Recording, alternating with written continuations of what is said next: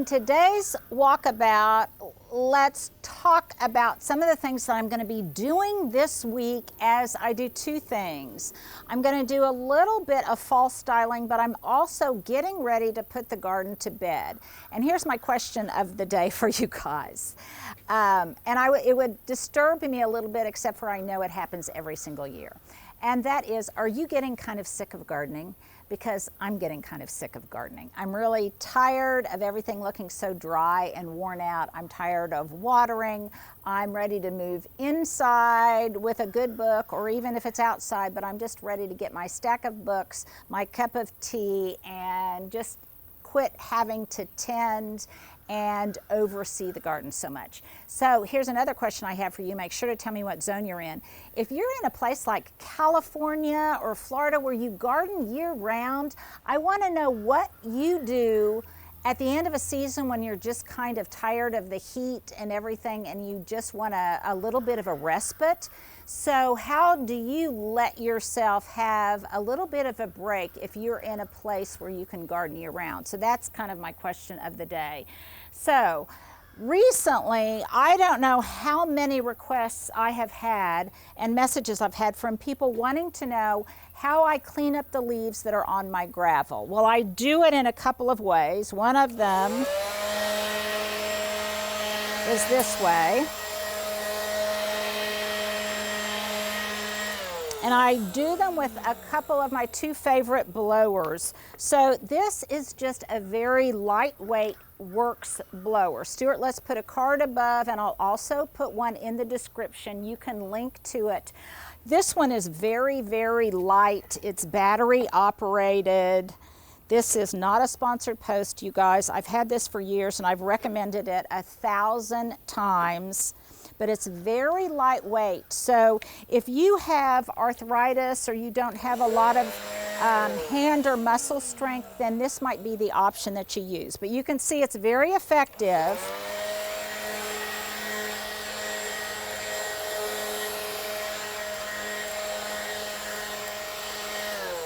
In just skimming the surface of the gravel to remove the leaves and all of those kind of pesky redbud seed heads. So this is very good for that. It also helps if you've got some gravel that's displaced.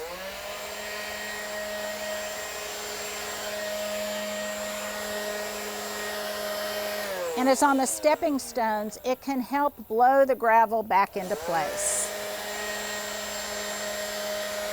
So not only does it not disturb the gravel unduly, but it helps you kind of coerce back into space, into where it belongs, those little pieces of gravel that have gotten disrupted and aren't where they belong. Okay, so this is my little one. If you are doing more heavy duty blowing, you guys, then you might want this Litheli Blower. Now, I've recommended this 1,000 times. This has turbo action, and it also works partly because you can put it on 2 different power strengths. So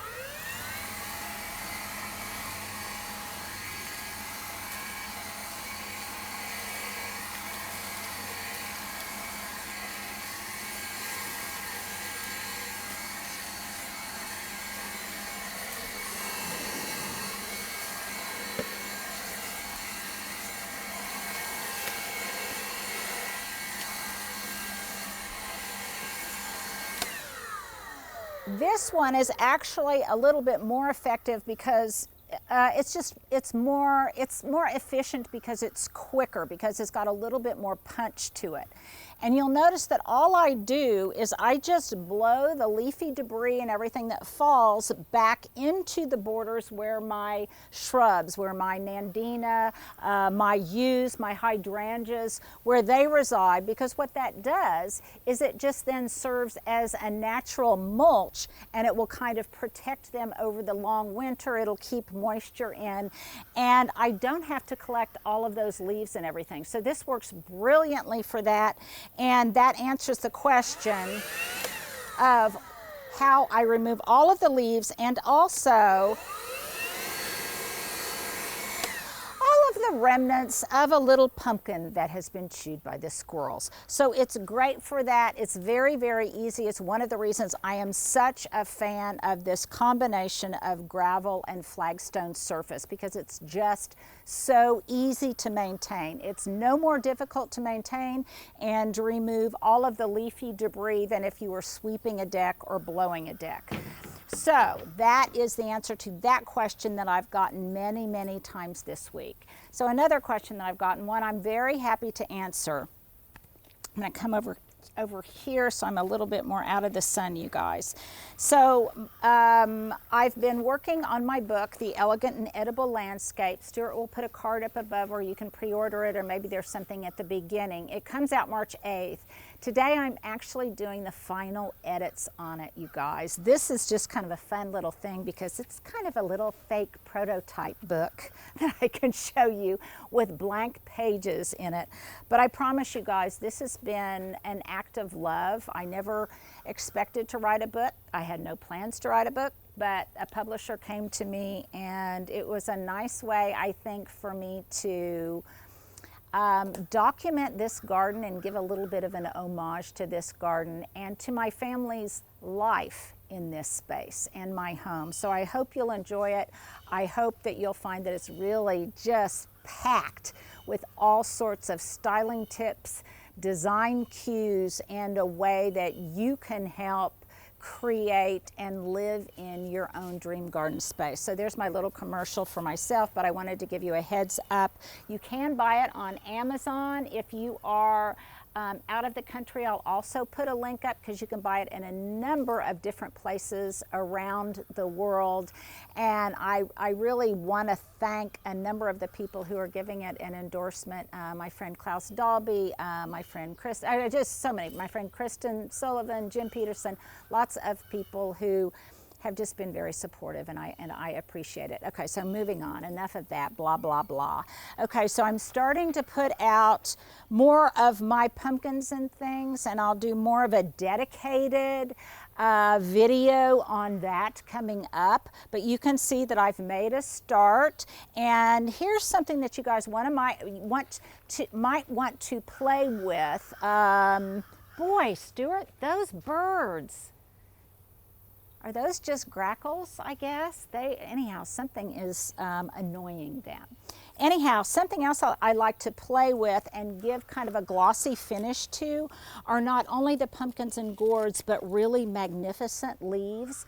So if you're out walking today, this evening, this weekend, whenever, and you see a really magnificent large leaf or just an interesting silhouette or shape of a leaf, it's something that you might want to put in your foraging basket, because to me they are just living sculpture. I guess they're not living anymore, but organic sculpture, and I love the way they look, and that's just a fun tip. I use them indoors and out, and when you give them that little glossy sheen, not only do the pumpkins and gourds kind of capture the sunlight and the candlelight, but so do those leaves. I've got a few mums that I'm going to be staging. I'm getting ready to move my topiary table to a different location and treat all of my topiaries before I bring them in. Now these are going to stay out. We've still got, I think, a couple of weeks of fairly warm weather before I bring these in. But for those of you who asked, at what point do they need to come in? Well, I would say when the temperatures are pretty much consistently in the 50s or lower at night, definitely not freezing, that's when I bring my myrtle topiaries and any of my topiaries that aren't frost hardy in. I either bring them in my house or I put them in my friend's greenhouse. So all of these are just absorbing their last doses of sun so that they flesh out as much as possible. I will spray them with just a general insecticidal soap or a general neem oil spray before I bring them in, and I'll do that a couple of times. Just anything, safer soap, anything like that. You could do a homemade recipe where you mix a little bit of a surfactant oil and some dishwasher or dishwater detergent and water. You can find that recipe anywhere on the internet, but I just treat them for bugs before I bring them in. And as we've all discussed, the whitefly came late, but the whitefly did come, and I don't want to bring those whitefly into my house. So this is all getting ready to be relocated, removed, treated, and then I'm going to put out my little fire pit, because I think, aren't the cooling temperatures supposed to come this weekend, Stuart? So I might be able to have my first little outdoor fire if we're not on a burn ban and if we get the rain that they've promised. So that's kind of what is going on here. I could not be more thrilled with this window box where I took from Peter to pay Paul, and it's just now stuffed with all sorts of hosta and fern. The boxwood are still in there. I've even got a few foxglove, and what I'm going to do, you guys, is tuck, when it gets reliably cooler, I'm going to tuck some mums, and I'm just going to tuck them in their pots, so I'll have a really pretty display that I can see outside my kitchen window, but that you can see from a distance. I'm not even going to plant them in there. I'm just going to tuck them in there. Another reason that I like this solution is because I transplanted so many hosta in here, you guys, that were really struggling in my front yard, that are now getting way too much sun after I lost so many limbs and so much of my shade. And they're happier in here. They have more consistent moisture. It's a shadier location. But when they bloom, these blooms have lasted for so much longer than they normally do. And they're also tall enough that I can see them inside, and they have a lovely fragrance. I think that's really underappreciated in the blooms of hosta. They have a really underappreciated fragrance. And periodically when I'm sitting outside, I'll get a little waft of them. So it still looks a little bit rough, but I'll show it to you after I tuck the mums in. I'm extremely pleased with how that turned out. And then I have another kind of new resident to my garden. So let's go this way. Oops, I almost tripped. So you guys know that I had to replace my wooden garden chairs back there, and I'll try to put a card or a link in the description. I got these off of Amazon, and I think you knew that this garden bench over here, after the ice storm and everything, lost one of its arms. And yes, I could repair it, but it is wobbly in a number of different places. This bench is very, very old, and it's kind of lost its structural integrity. So when I completely rework this area, I'm going to put in another little tree. I'm going to transplant some of these hydrangeas. This fall, I'm going to rework this area. Then I'm going to replace this bench with this one, which coordinates and matches in not only color but in style with my wooden chairs. Now normally I'm not quite this matchy-matchy, but I do like the fact that they speak the same language. They have kind of an English garden look. I really like them, and this was at a great price point. So I'll put a link to this one too in case you guys want to check it out. And then the other thing I'm doing, I have just really one more event for this year. Towards the end of October, I'm going to have one more garden tour. So when the temperatures reliably cool, I am going to be doing one more really good grooming, and I'm going to transplant a bunch of things. I've told you about that. I'm going to get some help in to do that.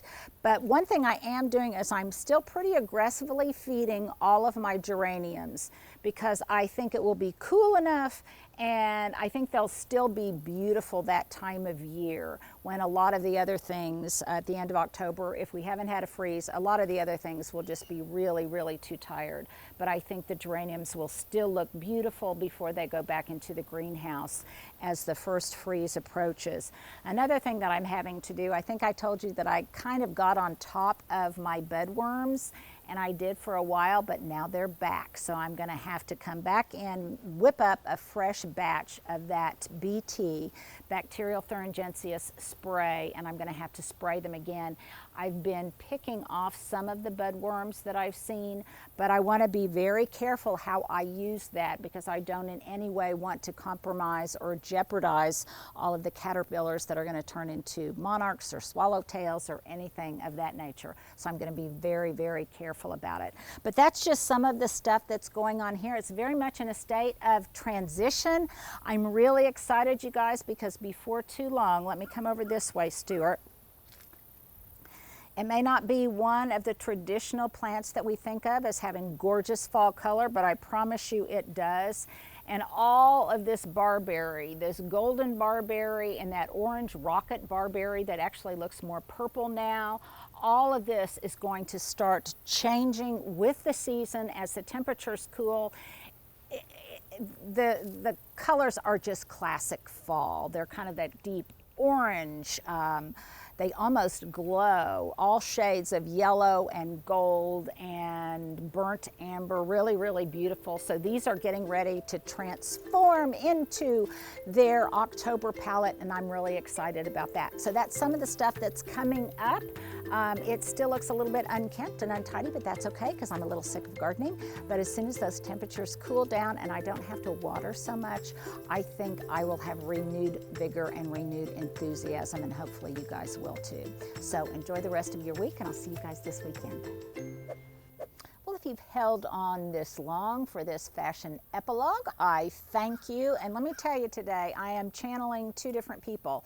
Number one, I'm channeling probably one of the most inspirational fashion characters, I guess, in my world. One of my favorite characters was Barbara Stanwyck's role in that old TV show called The Big Valley. I'm really dating myself, but I used to watch it when I was a little kid, and I just loved the way she dressed. It had obviously a very equestrian vibe. Stuart said I look kind of safari today. So from top to bottom, my earrings are from a wonderful boutique called the Ponderosa Boutique. It was a pop-up shop that I got these a couple of weekends ago down at the old farmer's market. There were a lot of little vendors there, and I love these. They might be one of my new favorite earrings for this fall. If I could only have one thing or two things in my wardrobe, one of them would be a starched white shirt with a pop-up collar, because I think it just kind of elevates the look of absolutely everything. Even if it's dirty and gross from working out in the yard, I don't care. I love a white shirt. I have a number of them in my wardrobe.